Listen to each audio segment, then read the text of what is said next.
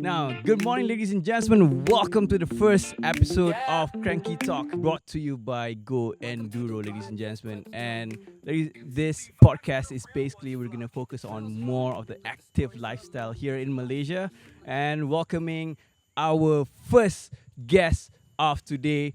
It will be Mr. Aaron Chan. Good morning. All How are you guys right. doing? Hi, Aaron. So basically, ladies and gentlemen, my name's Nazmi, by the way, and then we're going to talk about Aaron. Aaron is basically one of the most, can I say influential? I'd say infamous. Infamous. Yeah. All right. Aaron has been in the biking scene. We're not just talking about mountain bikes. He has, I believe you were on road bikes, fixie bikes. Have you been on BMX? Yeah, I actually started with, I guess you can call it BMX. BMX, right? And then everything evolves, and right now you're in mountain biking and also road biking as well. Yeah. All right, awesome. So Aaron, just give us a little bit of background about yourself. So a lot of people have seen you in the mountain biking scene. You've been on races, you've won races, you're on Instagram all over, and yeah, just tell us a little bit about yourself.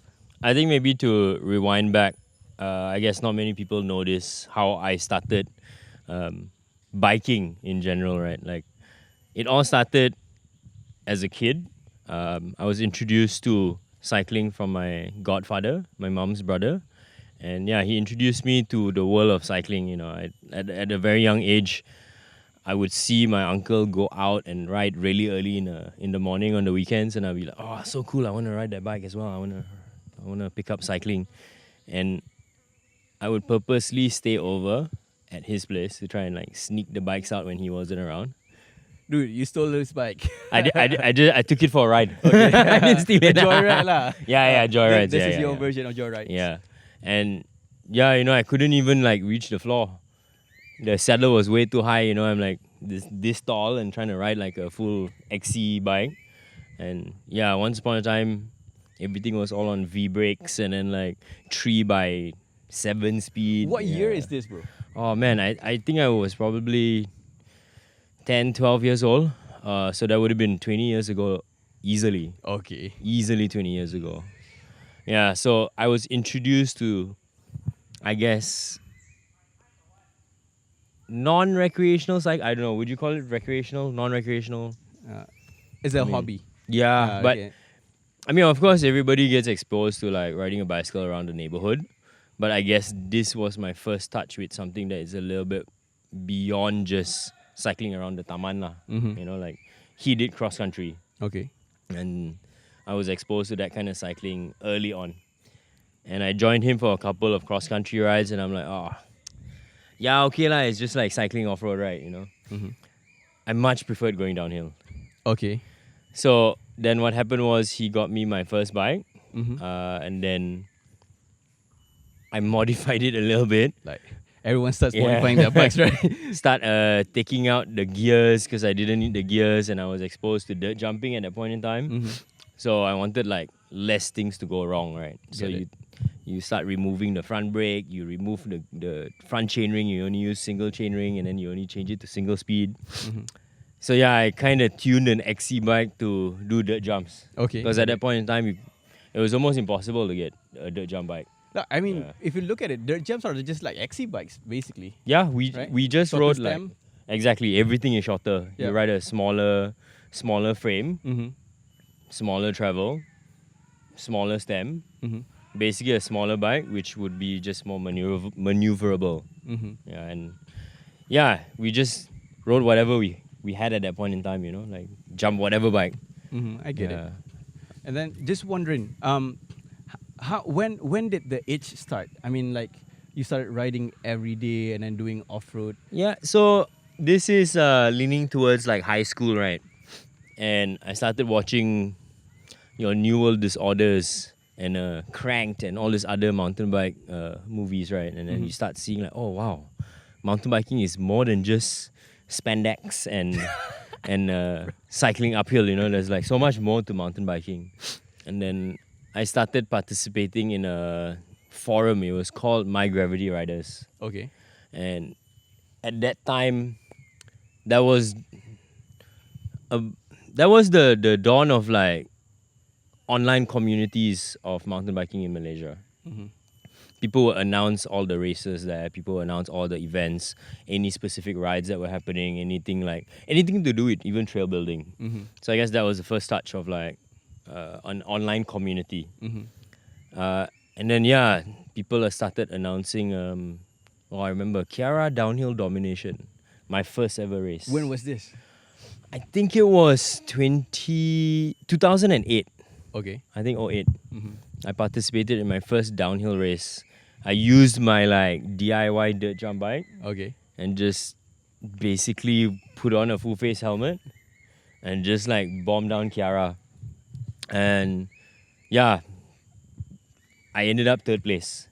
Oh, So you got podium. I got first third place in hardtail category. Okay. Yeah, so everybody who was already in the scene at that point in time was like, oh, who's this damn kid? Where he came from? He doesn't even ride these trails. Right. So I guess that's when my team manager, who I actually like, I'm very thankful and grateful for his presence in my life at that point in time. Mm-hmm. His name is Rizal Horn. He brought me under his wing, gave me his bike to ride, and yeah, from then on, it went downhill. Get it? I see what you got. Yeah, so then that was my first ever downhill race. Mm-hmm. And then my downhill career pretty much like Took off. from there. Awesome. Yeah. And I mean, do you think, when you started like this, right? Were you started with sponsors, or it's just? I didn't have any sponsors up until the second race. So first was KDD 3, Kiara Downhill Domination. And then that happened sometime, I guess, I can't remember the dates, maybe like early in the year. Mm-hmm. And then there was Bukit Cermin. I don't know Bukit Cermin, bro. I never heard of that. Bukit Cermin's in Putra Heights. Okay. So Bukit Cermin was a really nice track. And then we had a race in conjunction with Merdeka. Okay. So it was on that Merdeka weekend. And then I was invited to race the Invitational Cat with all the normal faces like Fazlis, Rizal, Yep. a few other people. I think I ended up second place competing against these guys. And then everybody pretty much like where's this kid coming from? That's He can why- really ride a bike. What the hell's going on? So that's when I bagged my first sponsorship, and it was by Unsprung. Okay. At that point in time, Unsprung was carrying transition bikes and Deity components. And yeah, Ian hooked me up. Rizal also had a big part to play in that whole sponsorship. So I was riding for a transition first, and yeah, I was riding for them for quite a while. I think like 2 years maybe, doing the whole series around Malaysia. Yeah. Okay, awesome. And one thing that, so I noticed you probably, I've been in the mountain bike community, I think relatively new. I started probably just right after the whole COVID situation and all. Yeah. And I think being with Go Enduro, and you've been in a few of the races, right? I see that you're, if you're not winning, you're always one of those top 10s lah, right? And what contributes to it? I mean, have you been?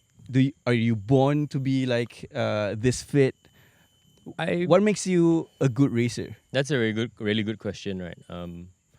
I guess with me, what I like above all, the racing is great and all that, but I think above all is I like to have fun on all kinds of bikes. It doesn't matter whether it's a trail bike or enduro bike or a road bike or whatever it may be, right? As long as I'm having fun, I'm good. Yeah. Yeah. And I think this is a little bit of self-reflection that I've had over the past 2-3 years. The races that I have done well are the races where I'm actually having fun. When I don't have any pressure, when I don't have any like, oh, I need to win this race, Yeah. Where I'm literally there just to like participate, Those races are the races I actually end up doing a lot better. So in regards to like how I became a decent rider, I'd say just having that mentality that every time you go out and ride, You just have fun. you just want to have fun. But of course, for me, the fun is also in improving. Correct. So every time I go out for a ride, there's always like a small goal. Can I hit this corner better? Yeah. Can I make it down this section a little bit smoother? Can I try a different line?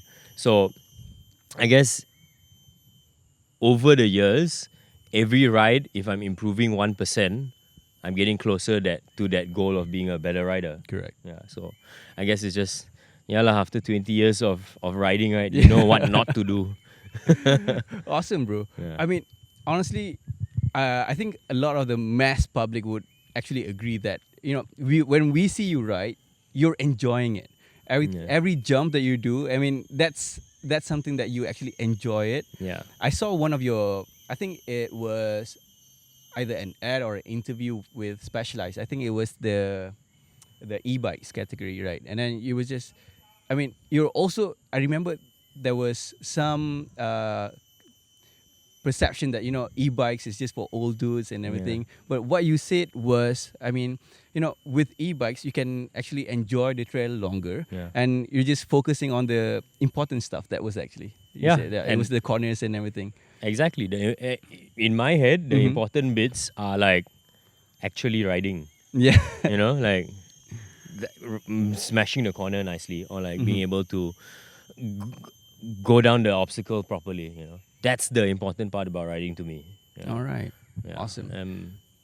I think more people just need to not worry too much about numbers. Yeah. And just learn how to ride their bikes properly. Just be out there. Yeah, exactly. Awesome. I think what also contributed, maybe just to add on that, right? I broke my elbow. I had a really bad crash in Bukit Dinding in 2015. Okay. Completely shattered my whole right elbow. It was the last race of the season. This was in Bukit Dinding, it was on my final run. I was the last rider to come down, I think. Okay. Second last or last rider. And I had a really great weekend. Practice was good. Time training was good. Qualifying was really good. I knew exactly where I needed to collect a little bit more time.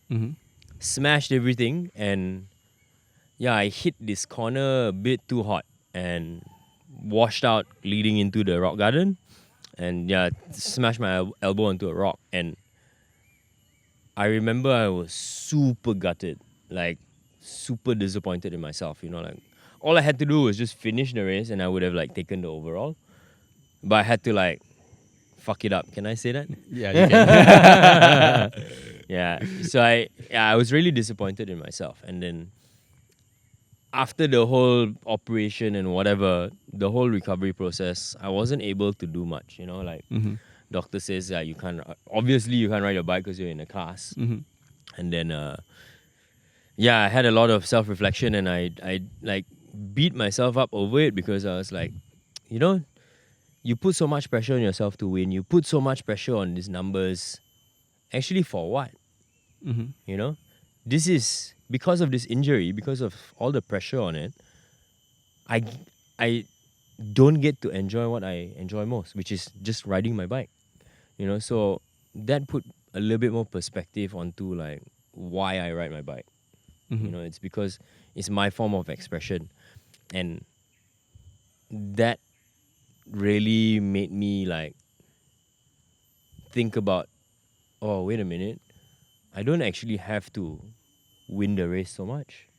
I just gotta enjoy it. I just gotta like really have fun, and like make sure everybody else around me is also having fun. Make sure everybody's also stoked.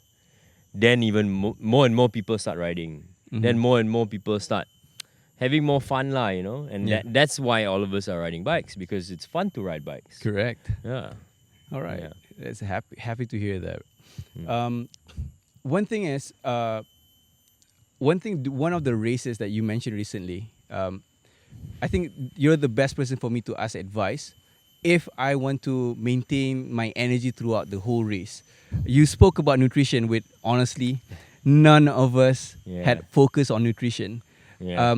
The recent Kranky Cup was here in Kiara. Yeah. Right. How did you handle like the whole 4 hours? Because a lot of people, actually, I've met a few who lasted only 2 trails. I mean, 2 stages. Yeah. And how would you? What would be your advice?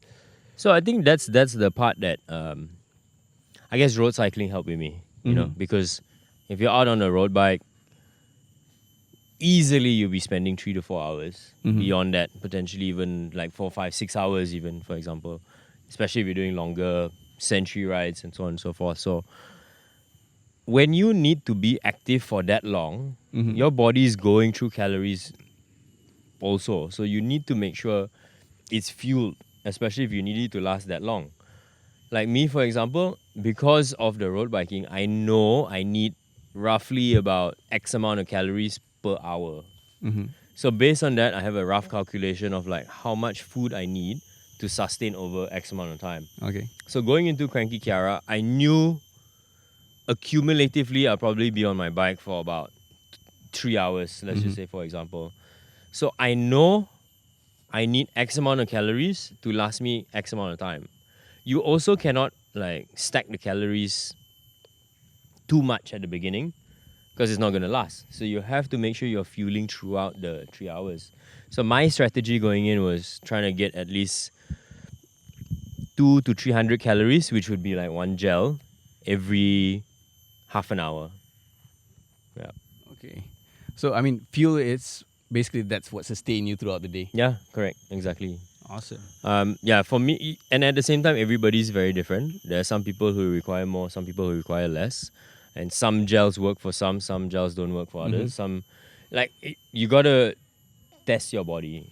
Yeah, Yeah, I think that's what is missing. A lot of people they don't know themselves yeah, before going to the race, and then I think you study yourself through see the amount of calories that you require and how are you gonna digest it and Yeah. how you are actually processing it and Correct. then bring you towards the race. yeah, exactly that. So, I spend a lot of time. Like, there's been mornings where, fuck, you take the gel and then you're like having to take a shit. Yeah, right get after. it. Yeah, fuck. Not fun, but you have to go through it. All right, awesome. Good morning. Something new here in Kiara. And oh yeah, talking about races again. Does bike matters? Oh, I mean, this is a that's a sensitive one, huh? yeah, bro. like for real. Like, do you need a good bike for you to win? Based on Not to my win, lah. To actually to have like the best, the most positive return. Okay, so my honest take, Yep, controversial topic. of course. However, Let's get it. the best bike is the bike you own.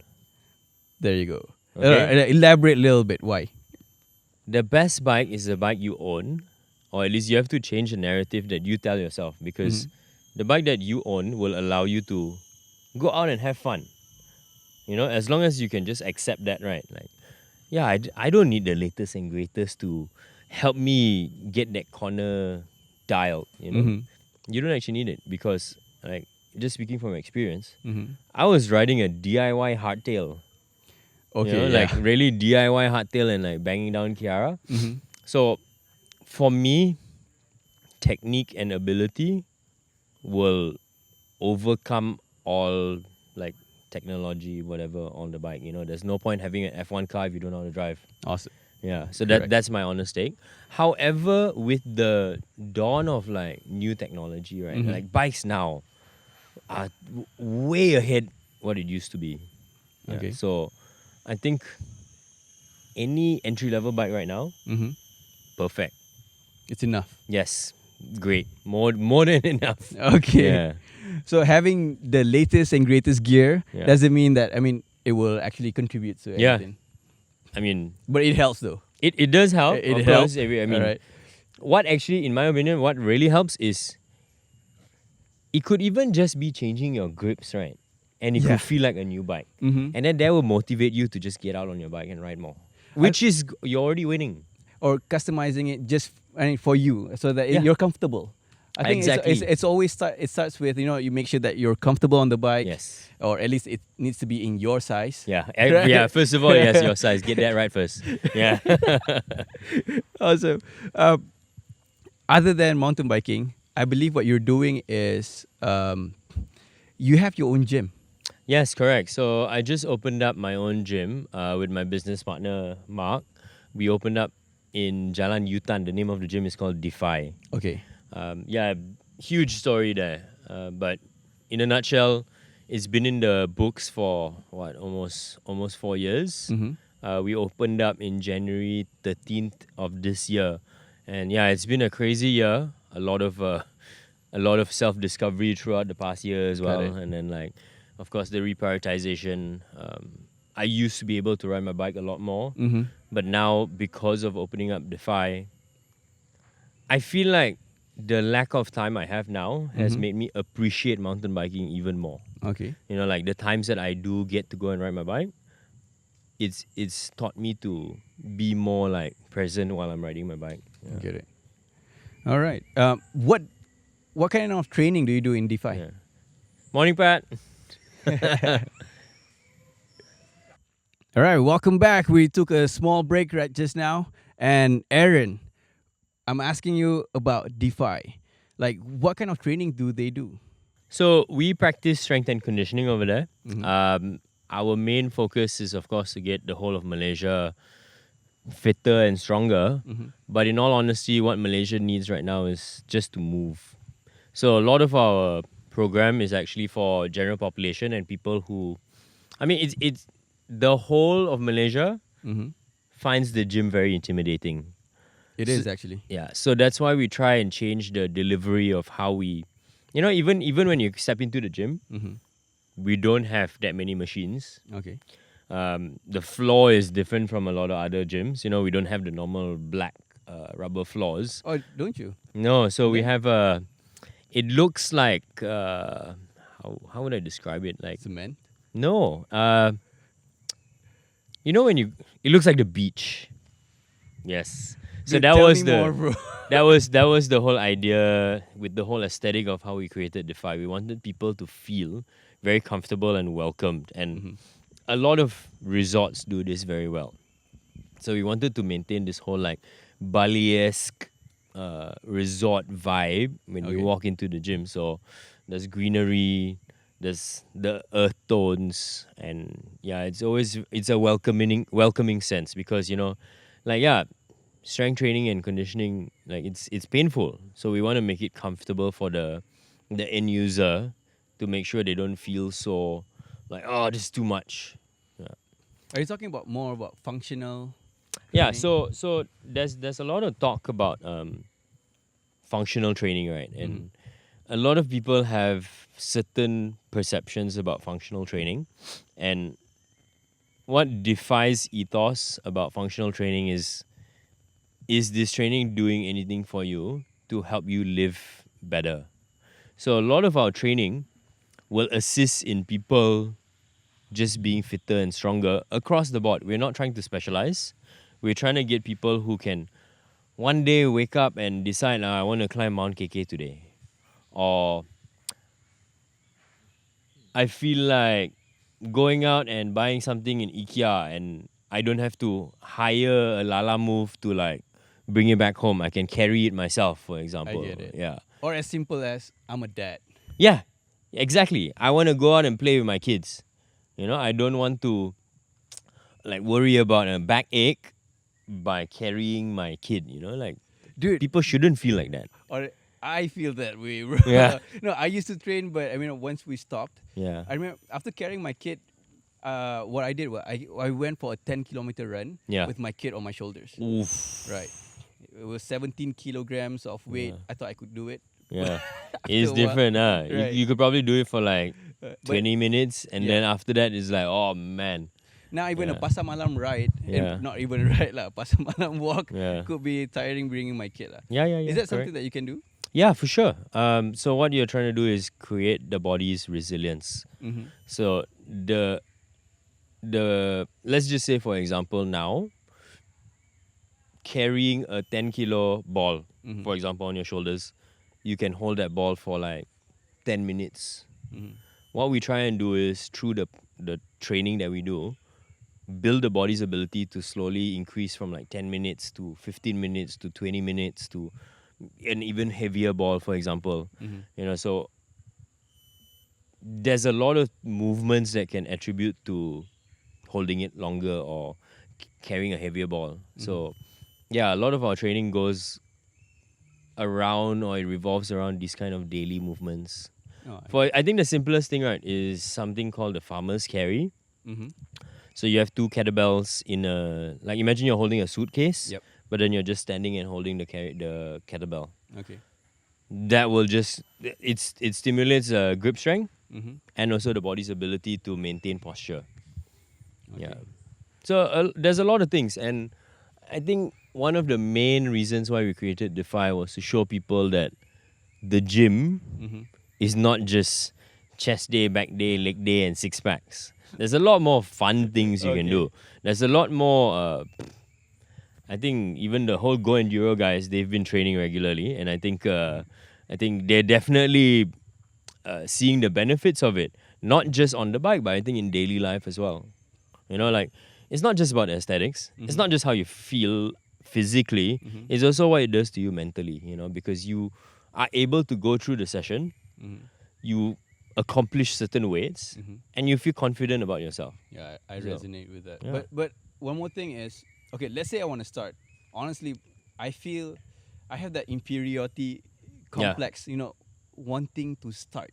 Understand? Yeah. How do I breach that? Honestly. So, you have friends, I'm sure. Yeah. So, the standard Malaysian thing, right, is Malaysian thing, kena ada kaki. Kena ada kaki. Yeah. So, that's why we push group training. Okay. So in group training, it reduces the sense of inferiority because first of all, you're comfortable with your group of friends. Mm-hmm. And then when everybody's doing it together, there's a little bit of banter, there's a little bit of like, eh, boleh lah, can lah, you can do it lah, you know. So when you create a safe space for people to test new things, a lot bigger things can flourish. And I think one more thing is, how about time though? Like, Yeah. do you think you are able to? So, for example, a standard person is doing a 9 to 5, Yeah. right? Is there classes right after? So 6? yeah, so our busiest classes are 6:30 a.m. 6:30 a.m. Yeah, we have our first class at 6:30 a.m. Mm-hmm. And then we have a mid-morning class at 9 a.m., Okay. 6:30 p.m., Okay. and then 8 p.m. So our working hours, or at least we're busiest outside of their working hours, because I mean, yeah, let's be honest. Malaysians do work 9 to 5. Yep. A lot more Malaysians work 9 to 5 at least. So our business generally operates outside of these hours as well. But yes, let's just say we're talking about time. Mm-hmm. I agree with you. Like, even for myself, I don't even have that much time to train. But in all honesty, if you don't make time for it, you obviously won't receive the benefits of it. So first of all is you have to understand the value of sacrificing that 1 hour to invest in yourself. It's a 1 hour class. Yeah, let's just say for example, let's say I'm not plugging Defy. Mm-hmm. What it takes for you to feel good about yourself actually doesn't cost a lot. You know, even if you spend 2 times a week training, that's 2 hours out of your whole week that you focus on just going to the gym and improving yourself. Mm-hmm. That's gonna contribute massively to your life. Yeah, but at Defy, each class is 75 minutes. Is it a like monthly membership or an So- annual thing? Yeah, great question. We've also come to a realization that Because I have commitment issues. yeah. So we actually we go as per credit. Okay. So let's just say as per use basis. Mm-hmm. So the members buy credits Mm-hmm. based on whatever, I wouldn't not say disposable income lah. Mhm. Whatever their appetite is, Yes. depending on how many times they want to come that week, then they buy X amount of credits, Mm-hmm. and then they can commit to coming that amount of times per week. Now, of course, at the end of the day, right, it's like investment, right? Yeah, of course. The more you invest in it, the more money you put down, Mm-hmm. the more energy you put in there, the bigger the benefits. And you're investing in yourself. Yeah. You know, and at that point in time, maybe some people can only come once a week. And that's great. That's fine. Mm-hmm. That's 100 times better or 100% better than zero. Correct. Yeah. So, You just need to start. yeah, exactly. And just consistently follow through. But honestly, right, I feel a bit, again, I think this took for me to start. It takes a while. Yeah. I think that's the biggest hurdle. Whoever starting Yeah. to work out now. All right, Aaron. I think we were talking about DeFi just now, and then it's hard for me to start. Now, here's a proposition. What if we can get probably 20 people, under Go Enduro to start? Can we get some discounts? I'll do even better than discounts. Tell me. Okay? If you guys can commit to a whole X amount of time, I'll come up with a program for you guys. Okay. We could come up with a whole sale and you guys be my experimentation Mhm. candidates. And then let's just see where that goes. I could even potentially not just even a discount. It could be potentially DeFi sponsoring your training. Bro, that's something. Okay. Now, I mean, let's put it this way. Mhm. DeFi was created to help Malaysia. Mhm. And of course, in any sponsorship, it's not just about getting free product. Correct. I'll be honest, there are certain things that, let's just say if DeFi comes in and sponsors your training program, or at least the Go Enduro or Two-Stroke Frenzy team, Mhm. we'll have some expectations. Just for you who's watching, we have one of the racers behind us, and he's watching. He needs to give up. You Come. need some mass. We need results, bro. Okay. Anyway, yeah, I'm happy to hear that. I mean, that's exclusive here at Kranky Talk. We'll talk some more. We have 3 races next year. Yeah. Probably we can do it in conjunction with that. Yeah, And for sure. hopefully we can get some results from there. Of course. All right, try it and test it, and hopefully if they can commit. Yeah, for sure. I think that's the most important part, consistency. Yeah. And then, yeah, dude, I'm speechless because I'm super happy. Yeah. DeFi is something different. Honestly, we've seen it all over social media, and we've seen results from your Instagram as well. Right. Someone who have yet to lift, and they were doing like proper clean and jerks. I saw Yeah. that one lady. I can't remember her name. Hannah. Yes, that one. Yeah. So she's been a very loyal member for, I think, a solid 6 months this whole year, and yeah, to see her transformation and how it's contributed to her whole fitness journey and her whole life even, and how she feels about herself. It's been quite special to participate in that whole journey. Mm-hmm. Yeah, it's pretty heartwarming. Yeah, awesome. I mean, it's all about transforming Malaysia to the better. Yeah. And change is the only constant that we're looking for, and hopefully it's a good change. Yeah. All right, ladies and gentlemen, I think we're at the end of our podcast. Hopefully that you enjoyed it. We would like to say thank you to our sponsors. We have Go Enduro, Two-Stroke Frenzy, if this is the merch that I'm wearing, and also a big thank you to Specialized. They are happy enough, they are kind enough to actually to help us to give out the first giveaway for Kranky Talk. Now, ladies and gentlemen, if you like this, make sure to subscribe to our YouTube channel and also comment tell us your best bike experience. All right, and then the best comment and subscriber will win this helmet right here from Specialized and just for you. Ladies and gentlemen, thank you so much. This is Kranky Talk. I'm Nazmi. This is Aaron Chan, and peace out. Cut.